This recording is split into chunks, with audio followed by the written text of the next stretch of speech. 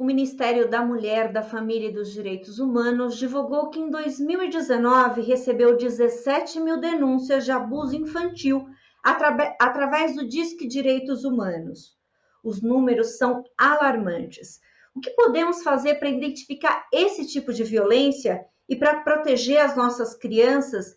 Para debater esse tema tão importante, recebo no Ideias e Debates de hoje a ginecologista e coordenadora de políticas públicas para as mulheres, doutora Albertina Duarte. Seja bem-vinda, doutora. Obrigada, vamos hoje a esse tema tão importante, vamos não só debater, mas dar subsídios para que as pessoas, principalmente os deputados que nos ouvem, possam fazer emendas parlamentares, possam fazer várias ações para que nós possamos diminuir esses índices. Recebo também aqui no Ideias e Debates a juíza do Tribunal de Justiça e da Coordenadoria Estadual da Mulher em Situação de Violência, doutora Tereza Cristina Cabral Santana. Seja bem-vinda, doutora. Muito obrigada, cumprimento a todas as pessoas que nos assistem, obrigada pelo convite.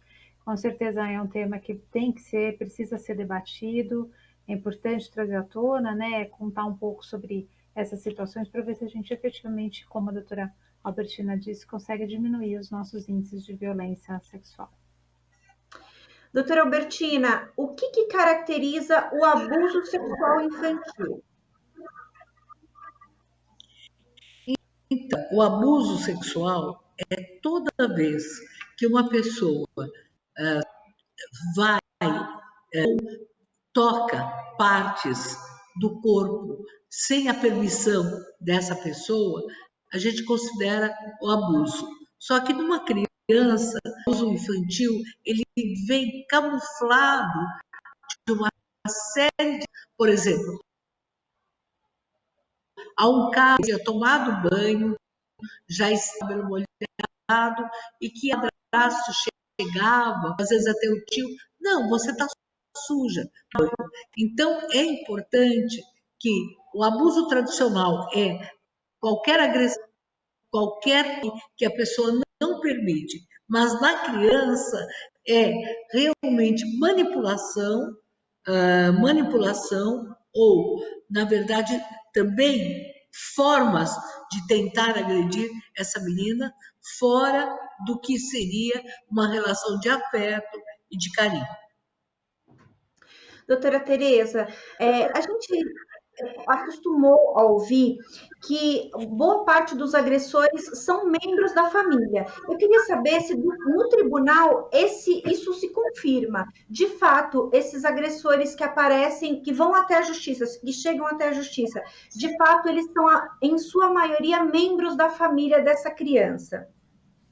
Sim, na grande maioria, sim. Inclusive, com relação às pesquisas, né, o que as teóricas nos contam, e também o que a gente afere a partir de processos, de análises de ações, a grande maioria são pessoas conhecidas das vítimas, e dentre essa maioria, a grande maioria são parentes, tios, avós, pais, padrastos, irmãos, primos, são pessoas que têm convivência, que convivem com essa criança, e essa, inclusive, né, já até colocando uma das razões pelas quais é tão difícil a gente atuar nessas situações de violência sexual.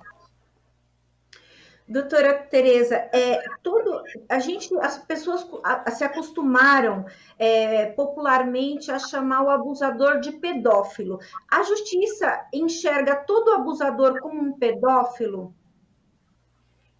A pedofilia, na verdade, até deixa para a doutora Albertina um conceito da ciência médica, da ciência psi, né? Enfim, para a justiça, a gente encara essa situação de violência de acordo com aquilo que vem descrito no Código Penal, o Estatuto da Criança e do Adolescente também traz algumas análises, a Lei Maria da Penha também, lembrando que, como nesses casos, os autores de violência são pessoas conhecidas das vítimas, a gente também tem a aplicação da Lei Maria da Penha na grande maioria dessas situações, e lembrar também que a gente não pode patologizar esse tipo de comportamento, né? Na verdade, ele acontece por conta de uma cultura, por conta de uma situação de tentativa de domínio, né, que é o que a gente fala de violência de gênero, e quando a gente às vezes dá o nome de pedofilia, a gente às vezes enaltece uma característica, uma condição dessa violência, que é uma condição que nem sempre se encontra presente.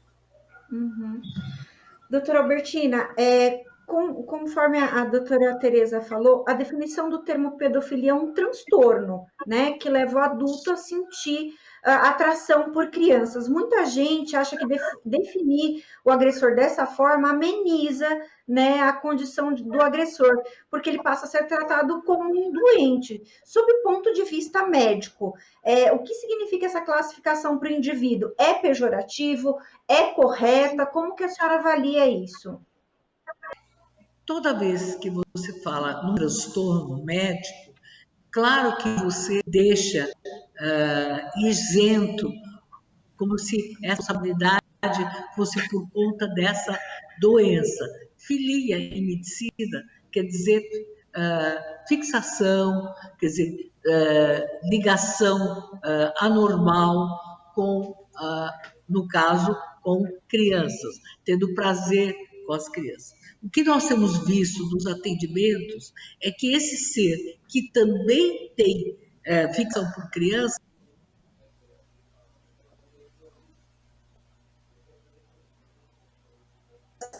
ele já tem outros comportamentos que prenunciam ou que dizem dessa situação. Muitas vezes, quando você encontra, então, um que só teve, ele é uma pessoa solteira, uma pessoa que não tem nenhuma convivência e só vive em relação a abusos de crianças, nós podemos pensar que é um transtorno sim, mas tem mais envolvimentos. Eu acho que, como disse a doutora Tereza, é preciso ter um aprofundamento, porque nos próprios ambulatórios, quando chega uma pessoa chamada de pedófilo, existe uma situação muito complexa para o tratamento. Eu já vi muitos colegas, não, este caso, ele não é só nosso, né?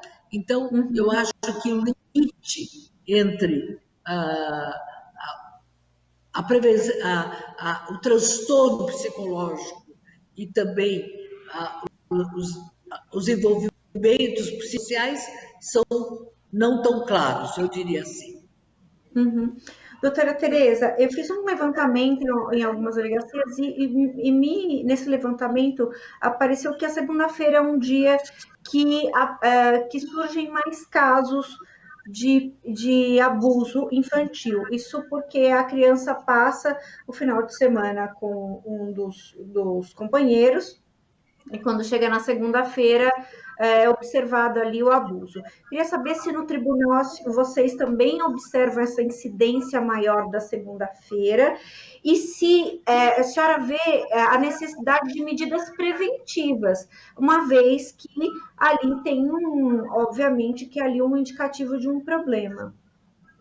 Sim, sim, a gente percebe tanto nas violências domésticas de uma maneira geral, né? Como eu disse, muitas das violências sexuais são praticadas por pessoas que fazem parte do convívio dessa criança, dessa adolescente, então a gente tem que considerar também como um regramento próprio, né? As violências domésticas todas aumentam finais de semana, durante a noite, que é quando esse convívio se intensifica e as medidas preventivas são imprescindíveis. A gente tem que pensar na violência enfim, a prevenção primária, de preferência, né, para evitar que esses casos aconteçam, para evitar que essas violências aconteçam, e uma vez que elas já tenham acontecido, medidas efetivas para impedir que elas continuem a acontecer, e também que a gente possa, de alguma forma, atender essas meninas para que elas não passem por outras situações de violência com relação a outras pessoas, eventualmente, e também para que essas sequelas sejam diminuídas.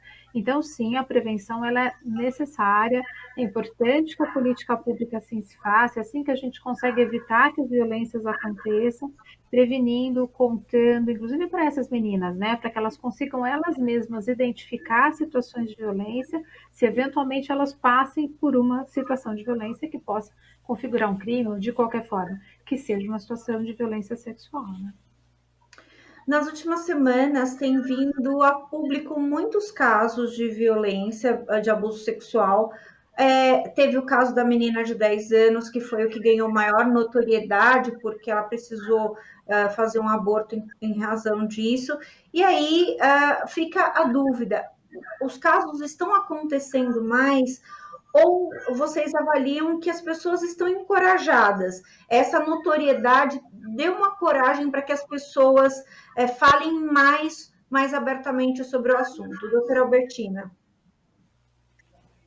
Eu tenho certeza que, na medida que você fala mais sobre uma situação, falar mais sobre doenças sexualmente transmissíveis, falar mais sobre violência, aumenta o conhecimento. Muitas mulheres, muitos adolescentes e crianças, o que dizer, elas têm um pacto de medo e de pânico. Então, esse é o silêncio. Cada vez que a gente desconstrói a violência, dando credibilidade e, principalmente, dando ferramentas, seja para os professores, para as mães, para a família, em torno, identificar os sinais da violência, como, por exemplo, mudança de comportamento, uma criança que não urinava na cama passa a urinar, uma criança que começa a ter prisão de intestino. Eu tive uma criança de 5 anos que não mais fazia cocô, quer dizer, ela ficou totalmente travada, aquela criança que grita de noite. Então, toda vez que você dá ferramentas para a família identificar que aquela criança quieta, que não sorri, então você tem possibilidades da família identificar. Claro que quanto menos se fala, pior é. Eu acho que essa situação, quando você falar sobre relacionamento sexual e que não estimula nada, estimula a prevenção. Então, falar sobre acidente de trânsito estimula a prevenção do trânsito. O maior trânsito que nós temos é o trânsito da vida, do empoderamento da pessoa. Como é que nós não falamos dos nossos medos e das nossas angústias? Vai estimular, não estimula, é fundamental. Eu acho com certeza que hoje há mais ferramentas, mas ainda nós temos muitos casos, não dá para estimar, mas eu acredito que mais da metade dos casos que nós temos não são denunciados. Doutora Tereza, a senhora acha que aumentaram os casos ou que as pessoas estão mais encorajadas? Eu concordo com a doutora Bertina. Acho que falar sobre o assunto, a gente trazer primeiro conhecimento sobre o que é, porque as pessoas, a gente percebe que tem muitas dúvidas, né? Será que isso que eu estou passando é uma situação de violência? Porque normalmente essas violências, elas são reiteradas, elas acontecem por um longo período de tempo e elas não começam necessariamente por um tipo de violência mais marcante, né? Mas fazendo um processo de convencimento, uma situação em que essa criança, essa adolescente, ela acaba sendo seduzida, tem até um nome em inglês que chama grooming, né? Enfim, seduzida dentro daquela relação, isso vai acontecendo ao longo do tempo. Então, tem uma dificuldade muito grande para se reconhecer isso. E também a questão do acolhimento, na medida em que essas pessoas, elas se sentem mais acolhidas ou na certeza de que o relato delas vai ser de alguma forma levado a um conhecimento conforme, a uma escuta qualificada, a um acolhimento necessário, atendimento médico psicológico, elas tendem a falar mais sobre o assunto. Daí porque a gente é importante, sim, tratar do assunto. Esse tipo de reportagem que a gente está fazendo aqui hoje também é extremamente necessário, porque a gente vai levando esse conhecimento, né? E uma das ferramentas para a gente diminuir, pelo menos, que são de acabar com a violência de gênero, sobre o aspecto sexual também, é a gente falar sobre o assunto, né? A gente contar como acontece, a gente fazer esse tipo de investida. Conhecimento nos leva à emancipação, né? Leva a diminuir, pelo menos, a desigualdade, a falta de respeito, né? Enfim, leva a maior condições de dignidade, né? De conviver de maneira civilizada e digna dentro dessa situação social. Enfim, então, concordo integralmente com a doutora Albertina. Doutora Tereza, pode falar, doutora. Nós tivemos várias mulheres famosas que depois da vida adulta é que tiveram coragem de falar das situações de abuso, citando a Luísa Brunet, citando a Xuxa, quer dizer, mulheres que aprenderam a poder ajudar e avisando que tiveram esses abusos. O que eu vejo nos meus laboratórios de adolescência é que muitas adolescentes, quando reconhecem que algumas carícias que foram feitas com ela na idade, quando tinha 4, 5 anos, e ao chegar na adolescência, é que se lembram que essas situações não foram normais, que existem outros tipos de carinho ou que elas tiveram mais força. Eu quero dizer que o abusador, ele não faz penetração. Quer dizer, no caso de abuso infantil, ele sabe que... Eu atendi muitos casos, e foram poucos os casos de uma penetração que, inclusive, machucou muito essa criança, que teve lesões até no intestino e tudo, mas são poucas. A relação é tocar, morder, machucar e penetrar, só não haver penetração. Quer dizer, a sexo oral, exigir manipulações nos órgãos do abusador, mas é importante que durante muito tempo a gente atendia e o juiz ou o delegado perguntava, mas você tem certeza? Porque não tem nada aqui, como é que foi? Quer dizer, não é... A maior marca é que muitas vezes o abusador não deixa marcas. Ele deixa dores, deixa marcas na alma. Então, felizmente, nós não temos sempre uma juíza como a doutora Tereza Cabral, mas agora as juízas mudaram e os juízes também mudaram, porque meus 10 primeiros anos de profissão era isso. Onde que a senhora está vendo essa lesão? Onde?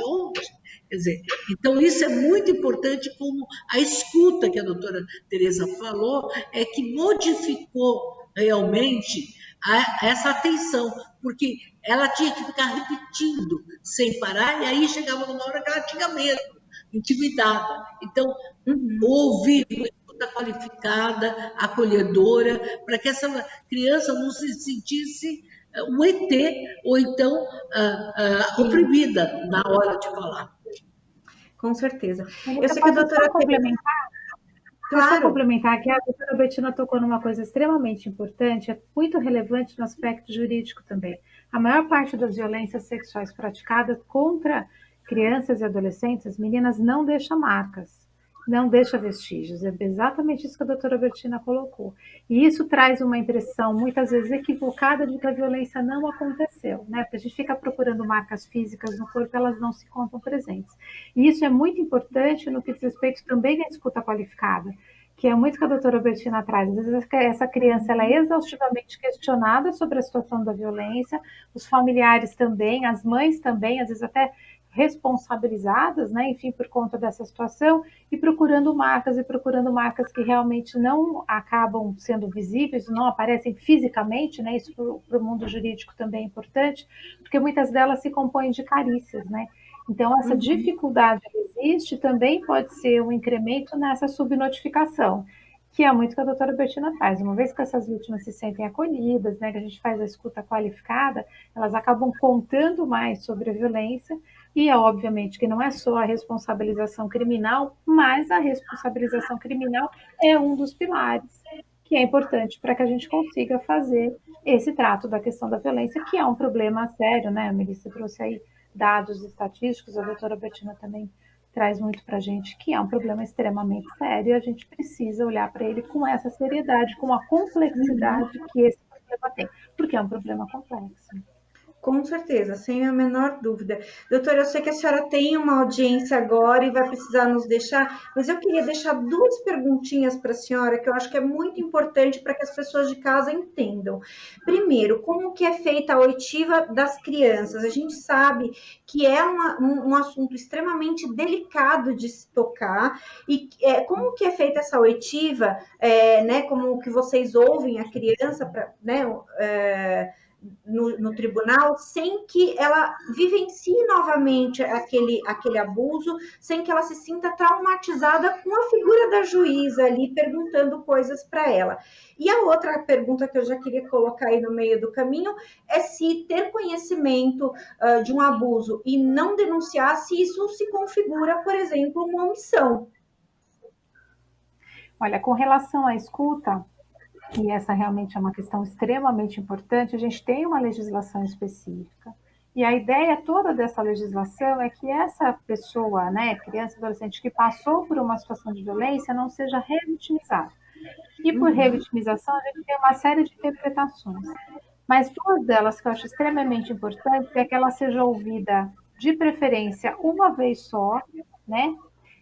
E se ela precisar eventualmente ser ouvida uma segunda vez, que seja feita por uma profissional que tenha qualificação específica, com todo cuidado, com todo acolhimento, exatamente por isso. As situações de, principalmente, violência sexual traumatizam, trazem marcas psicológicas nessa criança, e o contar essa história muitas vezes faz com que ela reviva situações de violência, porque isso tem que ser evitado o máximo possível. Então, uma só escuta, né? Quando ela conta voluntariamente é diferente, porque às vezes ela vai ou no consultório médico, ou para a professora, ou no conselho tutelar, ou para uma parente contar o que aconteceu, mas porque ela se manifesta voluntariamente dizendo aquilo, mas para efeito de processo, que ela seja ouvida uma vez só, né, que a legislação nos coloca, se eventualmente necessário que seja ouvida uma segunda vez, com cuidado, de forma qualificada, é importante que a gente coloque em prática, que a gente aplique essa nossa legislação, que nós tenhamos políticas públicas que tornem possível que todos os municípios, cidades ou regiões do estado tenham profissionais habilitados a fazer essa coleta da prova, com todo o respeito, tratando essa criança dignamente como sujeito de direitos, né? E isso é extremamente importante que seja observado. E o segundo questionamento, com relação, Melissa, desculpa, eu acabei esquecendo a segunda. Sobre a questão da omissão. Se você ter conhecimento de um crime e, né, desse crime e não denunciar, se isso se configura como uma omissão, até uma responsabilização criminal aí. Tudo depende do tipo de omissão e da forma como esse não contar aconteceu. Se essa pessoa tem, por exemplo, a responsabilidade de cuidar dessa criança, tem a guarda, a tutela, enfim, depende da relação que a pessoa tenha com a criança e a obrigação que ela tem com relação a essa criança, o dever de cuidado, né? Então, isso depende da relação. Pode sim configurar uma omissão dependendo dessa situação e pode gerar uma responsabilização. Mas, para além disso, o que é importante? A criança não consegue sair sozinha da situação de violência. Ela precisa de acolhimento. Ela precisa que profissionais, que pessoas da família, que pessoas que a conheçam, professores, professoras, né, que eventualmente vejam esses sinais da violência. A doutora Bettina trouxe alguns. E é muito importante a gente ter esse tipo de conhecimento, a gente saber como eles aparecem, esses sinais, para que ela possa ser ajudada, para que ela possa ser acolhida, né? Então, para além da responsabilização, a nossa obrigação como sociedade, como instituição, é o conhecimento sempre, a gente saber do que se compõe a violência, saber como ela acontece, quais são as marcas, como essa criança se apresenta, quais são os resultados que ela tem, né? Para a gente poder fazer esse diagnóstico o mais precocemente possível e a partir dele fazer as intervenções. E as intervenções precisam acontecer, né? A gente não pode considerar que essa criança é responsável pela violência que ela passou e muito menos que ela tenha que só arcar com as consequências dessa violência pelas quais ela passou. Isso é gravoso, isso faz com que a gente tenha uma geração aí, pessoas que acabam não conseguindo se conduzir na vida de uma outra forma. E a doutora Bettina está aí para contar, como médica, quais são os efeitos, quais são os sintomas, quais são as consequências que essa violência produz nessa pessoa, enfim, que passou por ela, né? Então, acho que essa nossa responsabilidade é muito grande, ela precisa acontecer, ela precisa ser abraçada. A gente tem que compreender qual é o nosso papel dentro dessa relação, dentro desses índices catastróficos que nós temos de violência sexual. Doutora Tereza, eu queria agradecer, não vou prender mais a senhora aqui, queria agradecer a sua participação, a sua contribuição importantíssima nesse debate. Muito obrigada.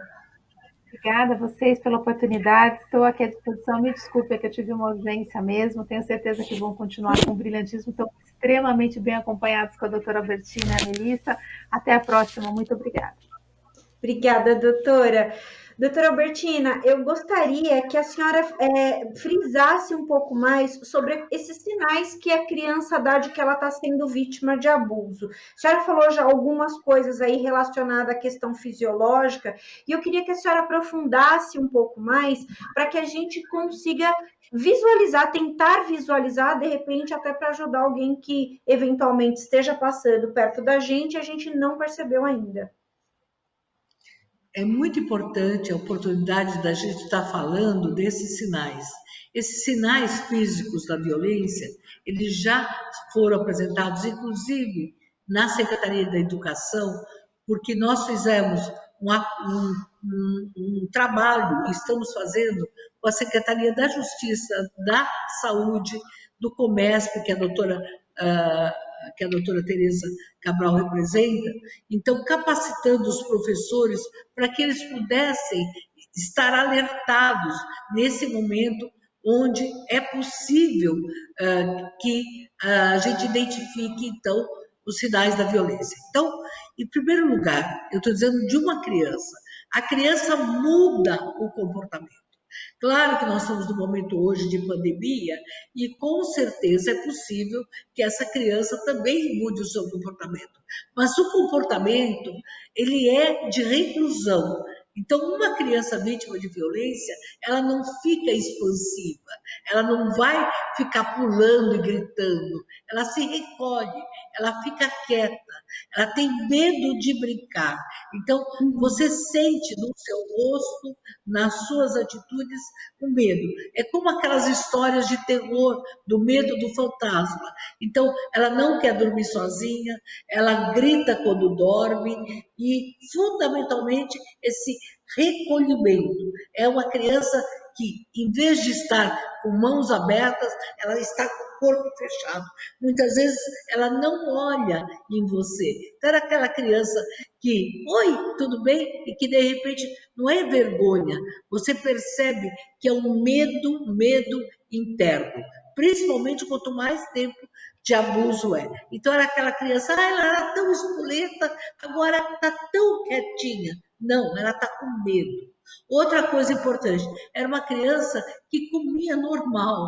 De repente, ou ela não quer comer nada, ou ela começa a ter um apetite exagerado, toda hora está com fome. O mais comum é que ela não queira comer. Ela vomita.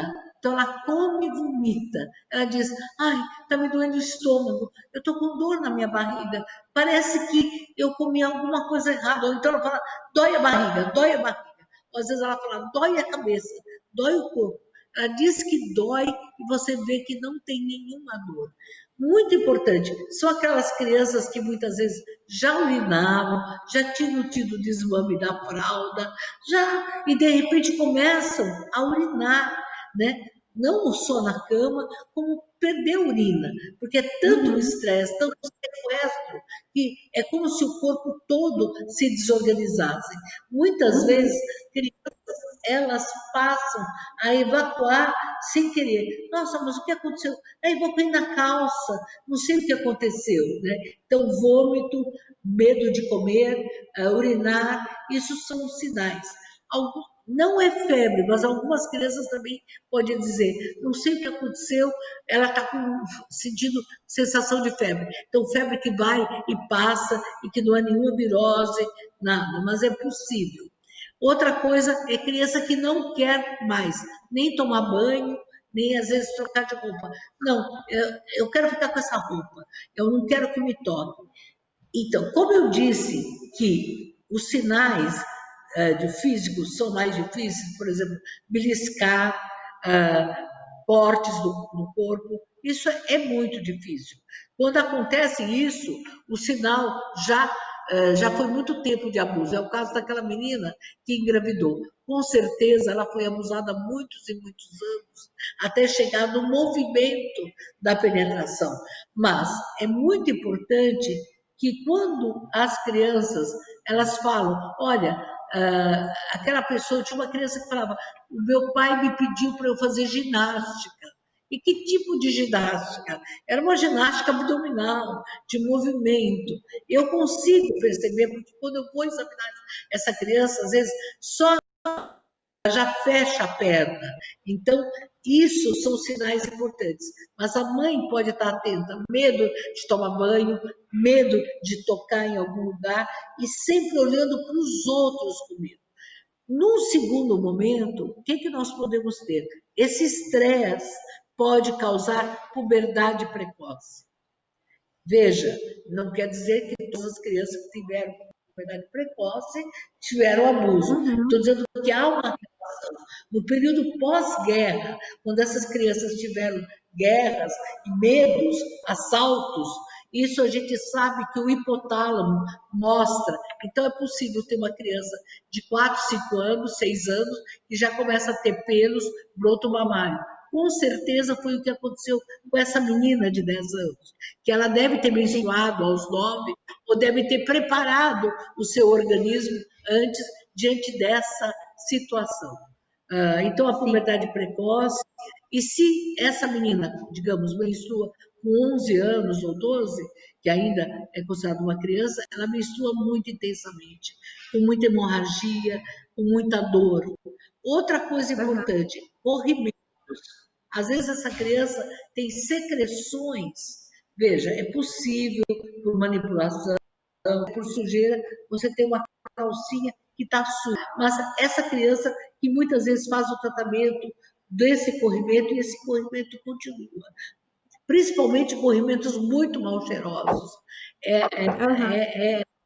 Eu já tive casos que o abusador introduziu botões, pedrinhas na vagina, da ponta de lápis, ponta de caneta. Já tirei de vagina pedras e até um caco de vidro, porque o abusador, ele não tem prazer, né? A gente pensa no abusador na relação que a gente tem. Não é o beijo do abraço, não é um carinho normal, é o carinho da violência.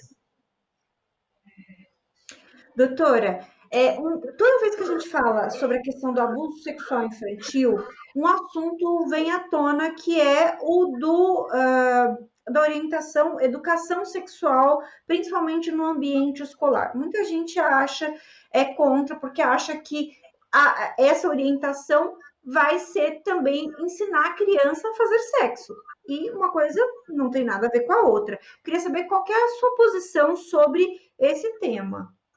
Adolescente da Secretaria de Saúde há mais de 30 anos. Nós conversamos sobre atividade sexual, nós conversamos sobre dizer não, sobre entender o tempo adequado de engravidar. Isso fez reduzir a gravidez na adolescência em 55% no estado de São Paulo, que ganhou vários prêmios. A gravidez de 10 a 14 anos reduziu-se em 49%. Eu tenho absoluta tranquilidade, como pesquisadora que eu sou, falar de sexo não aumenta a atividade sexual. É tão absurdo que é como você falar, vamos se corte, né? Que é a questão de setembro, da questão do suicídio. Falar de suicídio não aumenta o suicídio, previne e ajuda as pessoas em volta a fazer a prevenção. Falar de acidente de trânsito não aumenta ninguém a querer entrar no trânsito desvairado.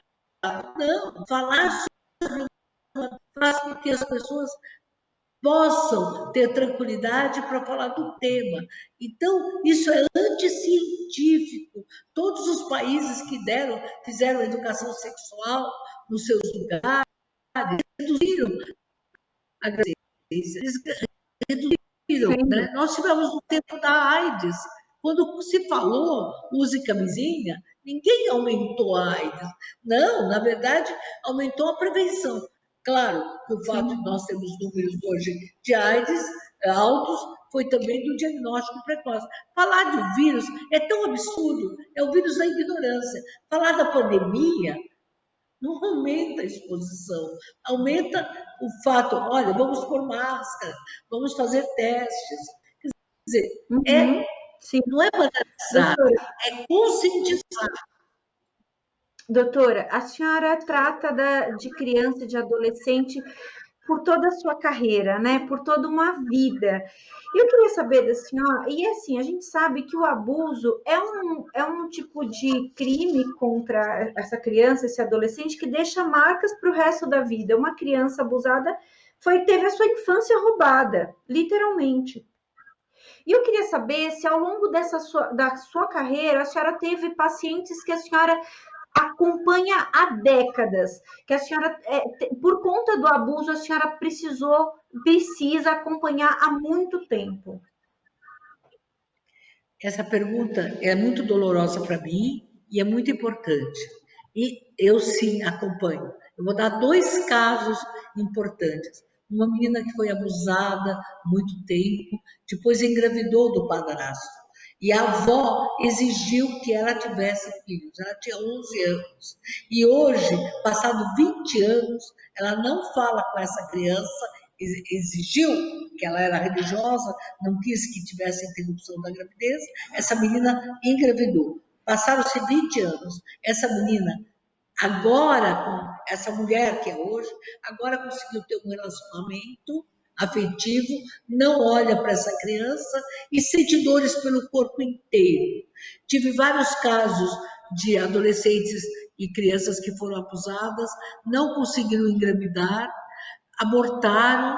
Por muitas vezes eu tive um caso de uma adolescente, de uma mulher de 30 anos, que teve 6 abortos seguidos, mas que depois, com terapias, ela conseguiu dizer: eu não sou digna de ser mãe, porque eu não soube dizer não ao abusador. Né? Muitas mulheres que têm dores nas relações sexuais para toda a vida, não é só dor no corpo, é dor para toda a vida. Então, muitas mulheres, elas sabem que pode falar comigo. Eu chego no Hospital das Clínicas, é uma que diz assim: doutor, a senhora sabe aquele assunto? Eu posso, agora eu já estou preparada para falar. Posso falar? Então, veja, eu todo dia, não é todo dia. No Hospital das Clínicas, 20% dos atendimentos são os casos de abuso. Então, todo dia, mais do que 2 ou 3 casos, eu ouço de abusos que já passaram da época. Segundo ela, meu pai morreu, meu tio morreu, e no enterro, agora que eu acabei vindo do velório, agora eu posso dizer para a senhora, ele me abusou, doutora. Então, e aí eu continuo ouvindo. Tem paciente minha que agora tem 70 anos e revelou para mim que foi abusada aos 50 anos, que ela foi abusada aos 8, 40 anos depois, ela continua chorando. É marca para toda a vida. Ela precisa de apoio. Com certeza, São mulheres, doutora. muitas vezes, muito realizadas, mas que dizem: tem esse vazio dentro de mim. E sabe o grande problema? Elas acharam: por que eu não denunciei? Elas fazem essa pergunta para mim. E eu tenho que dizer: você não foi culpada. Por isso que acho que é tão importante esse nosso debate, para que as pessoas, para que as mulheres entendam que elas têm esse direito de denunciar e de dizer o que aconteceu. Eu vou avançar um pouco mais aqui na pauta para que a gente tenha tempo de falar todos os assuntos, doutora. Doutora, é possível que os casos de abuso sejam ainda maiores do que o que a gente tem tido conhecimento. Isso porque a gente vive ainda numa sociedade muito machista, que julga, que diz que a vítima estava com um short de um jeito, estava maquiada de outro jeito, estava fora de casa num determinado horário que não podia, né? Mas quando a gente fala de uma criança sendo abusada, nenhum desses estereótipos se concretiza, né? Porque é uma criança, é inocente. Eu queria saber como que a senhora vê essa questão desse machismo e, de certa forma, dessa questão de educação mesmo da gente, de ter esse julgamento, esse pré-julgamento das mulheres, que são vítimas. O abuso sexual é o único crime que a mulher tem que provar que foi abusada. Se você é assaltada, chama a polícia diz: nossa, você foi assaltada. Se teve um incêndio, ela fala: está começando a ter um incêndio. Então, ela é socorrida. Mas o abuso sexual é como se ela tivesse que provar, no fundo da alma, que isso aconteceu. Veja, no caso da criança, todos esses estereótipos, estava com uma roupa, me provocou, tudo isso cai por terra. Mas assim mesmo, algumas mães e algumas mulheres da família, e com certeza alguns homens, é que essa menina, mesmo tendo 5 anos, é assanhada. Ela que vinha e sentava no meu colo, ela que vinha e me olhava diferente. Mesmo nas crianças, nós sabemos que existe uma confiança. Olha o que aconteceu no Estado. Uma professora disse, se essa menina não tinha ganho vantagens, felizmente ela foi afastada. E aí eu parabenizo a Secretaria de Educação, que a desvinculou do Estado. Uma professora disse, essa menina de 10 anos deve ter ganhado vantagem. Como que ficou 4 anos abusada? Então, veja, eu acho que o machismo, esse desequilíbrio de gênero é tão grande, porque um homem de cueca desfilando na rua, nenhuma mulher vai tocá-lo. Quer dizer, então, eu ando do jeito que eu quiser, eu ponho a roupa que eu quiser, e ninguém tem o direito de me arrancar a roupa ou tocar no meu corpo. Meu corpo é público, não, é privado, é meu. Sim. Doutora, para a gente encerrar, eu queria falar, citar para a senhora aí o caso de uma dentista que identificou ali no exame rotineiro uma ferida na boca da criança que ela suspeitou que fosse proveniente de uma DST, fazendo o exame clínico, um exame mais aprofundado, viu que de fato era uma DST, era uma criança de 5 anos, o palato, né, o céu da boca da criança era afundado, ou seja, ela já vinha sofrendo esse abuso há muito tempo.